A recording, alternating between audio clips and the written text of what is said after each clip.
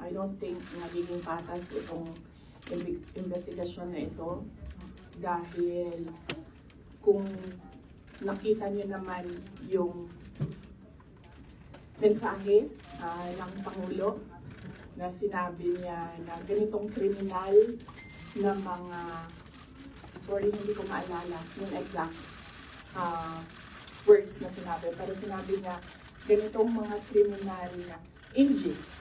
Sinabi niya, ganitong mga kriminal na gawain na hindi ko palalampasin. So,